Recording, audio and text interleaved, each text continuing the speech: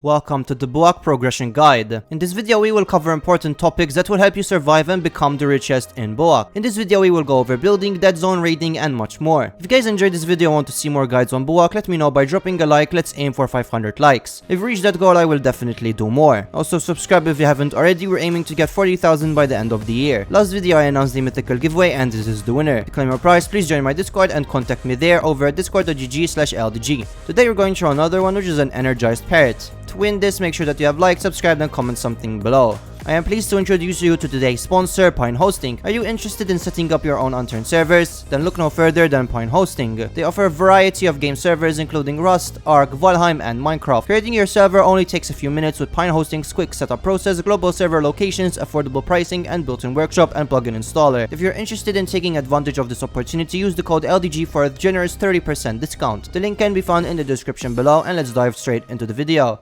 The first topic we are going to talk about is the importance of several tools that without them you will not be able to do anything. When you join on Buak, make sure that you search for these items, and if you do find one, make sure that you keep it. Firstly, the hacksaw. The hacksaw is quite easy to find in construction areas and vehicles can also drop them. The hacksaw is very important to salvage items into metal scrap and can also be found from toolboxes. Sledgehammer/pickaxes are obviously used to mine rocks, but the sledgehammer is quite stronger than any other pickaxe. The hammer is very important to build bases. With each base structures you would need a hammer. The entrenching tool is used to get sand, and can openers are used to open canned food, which is actually really important. As for nails and nuts and bolts, they are also very important crafting tools such as crafting doors and crates. And if you find any of them, it is very important to keep them because they can also be used for high tier items such as horde beacons. Next we are going to go over building. On Buak there are 3 levels of materials that you can build with. The first one is wooden, which has 4 different wood types such as maple, pine, birch and poplar,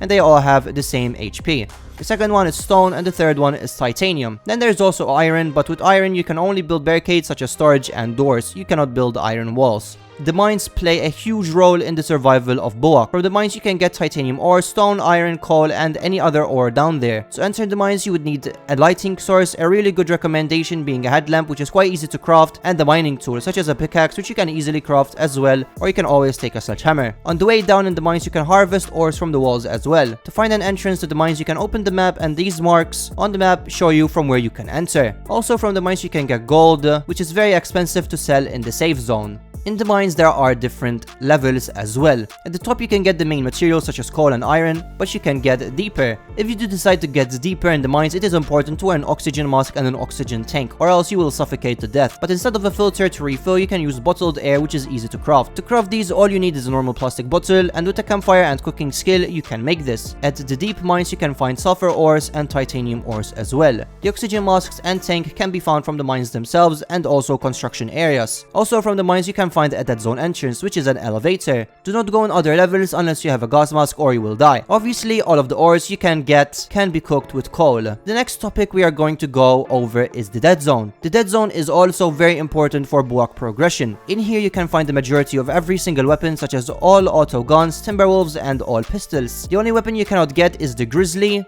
which you can get from airdrops. As mentioned before, you can enter the Deadzone from the mines, but you can also go in from the main entrance. To enter you obviously need the gas mask and filters. In order to get your first gas mask, you can get it from airdrops or from vehicle drops. I recommend that if you do get a research kit, you instantly learn the gas mask first thing. I have done a test and out of 10 airdrops, 8 of them had a gas mask or a filter or both. In order to enter from the main entrance, you would need a keycard. The keycard can be found by the entrance of the Deadzone. The Deadzone has 3 other levels. To access the first level, all you need is the keycard, but for the other 2, you need to wear biohazard shirt and pants or else you will die. To get the biohazard clothing, you can find them easily from the first floor by punching the biohazard clothes, hanging, or from killing zombies. You will also need to fight keycard 2 for the second level and keycard 3 for the third level. The best loot in the Deadzone can be found in level 2. From the lockers you can interact with and get riot clothes, normal and explosive ammunition, all types of attachments and weapons. Some quick tips I can give for quick progression on this map would be vehicles can drop important tools, gas mask, backpacks and oxygen tanks. To craft a bed you need dye, and in order to get dye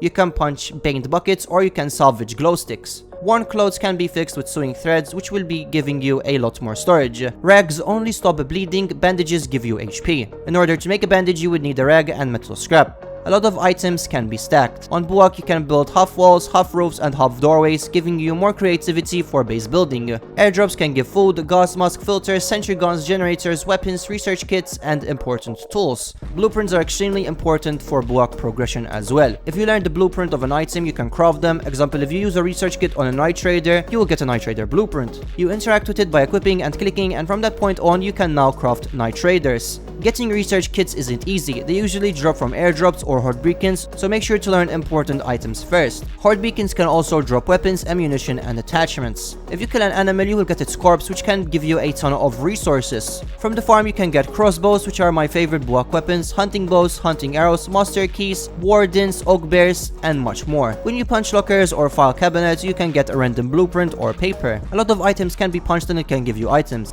From the safe zone, you can unlock venters, which you can sell useless minerals such as pyromorphite, and you can buy iron or copper. The final section we are going to go over is raiding on Buak. Raiding on Buak isn't easy to get to, and you would need to grind a ton, probably more than any other Unturned map. You can raid with explosive ammunition, but they don't really give that much damage, but if you are going to raid a wooden base, I recommend using explosive ammunition. The timer explosive gives 8,000 barricade damage and 4,000 structure damage, meaning that for a titanium structure, you would need 5 explosives. For stone structures, you need 3 explosives and 2 explosives for wooden structures. The throwable explosive causes the same damage as well. To craft explosives, you need stack of gunpowders, which you can get from sulfur and charcoal, dynamite explosives, polymer, nuts and bolts, copper, and duct tape. To craft dynamite, you need a stack of gunpowder, paper, rope, and duct tape. Another option to raid with is the spud cannon, which is a rocket launcher and it's not that hard to craft. You need polymer, pristine gun parts, duct tape, fork, and a hot potato with crafting 3. To get pristine gun parts, you need to have gun parts first by salvaging a weapon. To craft a hot potato, you need a potato, dynamite explosive, and stacks of gunpowders, with crafting 3. The damage that the spud potato gives